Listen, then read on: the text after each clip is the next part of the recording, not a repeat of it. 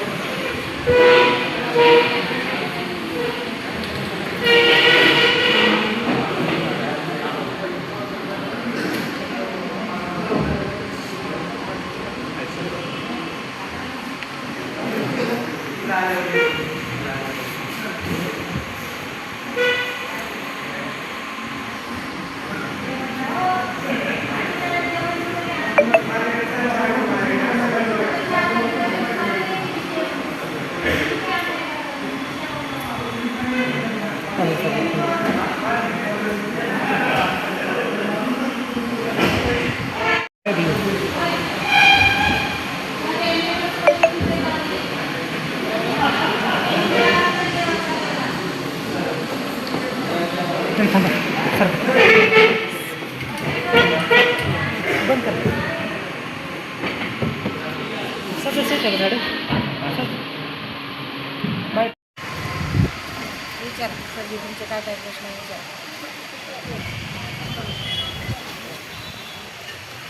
साधारण सभा होती त्याच्यासाठी आज आम्ही इथं आलो होतो. आल्यानंतर 1:30 वाजलं तरी सभागृह उघडलेलं नव्हतं. 2चा टायमिंग ठेवलेला होता. मग शिवसर मॅडमच्या कॅबिनला गेले, विचारलं ते म्हणे मीटिंग आहे. आणि सभागृहात मग मी बनल्यानंतर सभागृह उघडले गेले आणि मग आम्ही सगळे बसलो. दरवेळेस सभा 1-1.5 तास उशिराच चालू होती, पण आज 10च मिनिटात त्यांचे 2 सभापती आणि 1 सदस्य आला. त्या सदस्यानं कोकणे साहेबाला अध्यक्ष म्हणून घोषित केलं. त्याच्या आधी त्यांनी राष्ट्रगीत घ्यावं हेही आवश्यक समजलं नाही आणि त्याच्यानंतर लगेच त्या अध्यक्ष महोदयांनी सभा कोरम अभावित बुक म्हणून सगळे उठून गेले. पाठोपाठ CO मॅडमसुद्धा ज्या IAS ऑफिसर आहे त्यांच्यासुद्धा लक्षात आलं नाही की GBच्या सगळ्या गोष्टी ज्या असतात राष्ट्रगीत घेतलं पाहिजे, नंतर पण घेतलं पाहिजे, नंतर तहकूब केलं पाहिजे, त्या पण नीट निघून गेल्या. प्रोसिडिंगसुद्धा आम्हाला दिली नव्हती. मी प्रोसिडिंग मागून घेतली आणि आज सभा का तहकूब झाली. कारण काय तर अध्यक्ष महोदय बाहेर देशात आहे. म्हणजे ह्यांना किती काळजी आहे जिल्ह्याची, कारण त्याच तारीख पण त्याच देतात. बरं कॅन्सल होती हे त्यांना माहीत होती, हे त्यांनी 8-10 दिवस आधी तरी कळवावं ना. कळवलं तर फक्त त्यांच्या सदस्याला कळवलं, याचा काय अर्थ होतो. आज राष्ट्रगीताला सुद्धा केराची टोपली दाखवली. आमच्या अधिकाराला आमचा सुद्धा अपमान केला आणि राष्ट्रगीताचा सुद्धा अपमान केला. आम्ही आज यांच्या ह्या पूर्ण GBचे जे पण समजा सत्ताधारी असतील त्यांचा आम्ही निषेध करतो. काय महत्त्वाचे विषय मांडणार होता आज महत्त्वाचा विषय शिक्षकांचा विषय होता, जे की मी स्टार्टिंगमध्ये पण मांडला होता आणि आज GBत पण माझा तो विषय होता.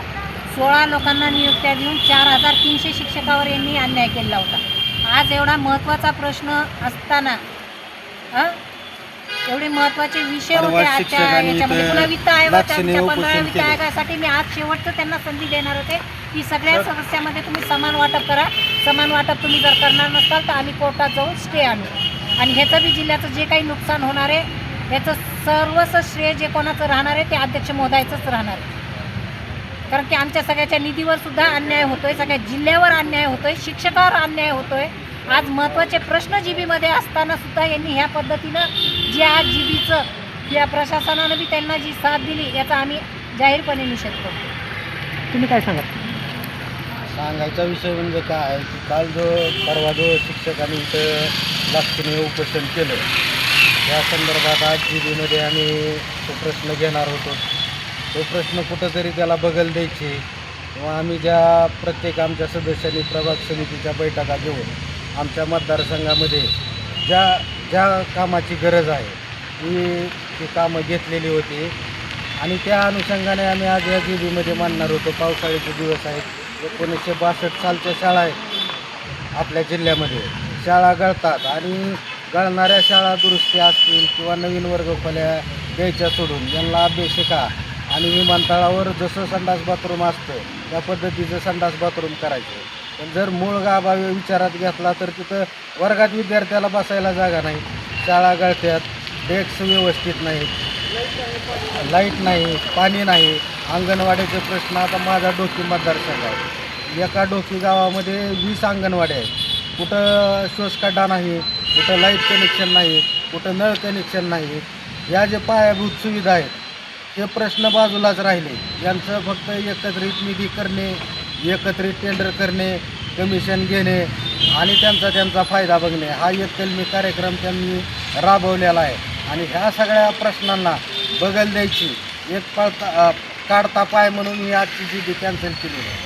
आज CO मॅडम एक स्वतः IAS अधिकारी आहेत, त्यांना याचं सुद्धा भान राहिलं नाही की समजा ठीक आहे बाबा आजची जीबी कॅन्सल झाली, कमीत कमी राष्ट्रगीत तरी त्यांनी घ्यायचं होतं ना. स्वतः एक IAS अधिकारी आहेत पण त्यांना राष्ट्रगीताचं सुद्धा महत्त्व वाटलं नाही. सहज 2 शब्द सांगितले की बाबा आजची जीबी कॅन्सल आणि उतरून निघून गेल्या, पण त्यांना सहीसुद्धा केली नाही त्यांनी. आमच्या सुद्धा सह्या घेतल्या नाही, आम्ही म्हणल्यावर सह्या घेतल्या त्यांनी. आमचा अपमान केला तर केला, पण त्यांनी राष्ट्रगीताचा सुद्धा अपमान केला. हे कितपत योग्य आहे तुम्ही तपासा. तुम्ही आमचे आधारस्तंभ आहात आणि तुमच्या लेखणीला बोटं उठवू नका, धार ठेवा. ही माझ्या सगळ्या पत्रकार बंधूंना विनंती. धन्यवाद.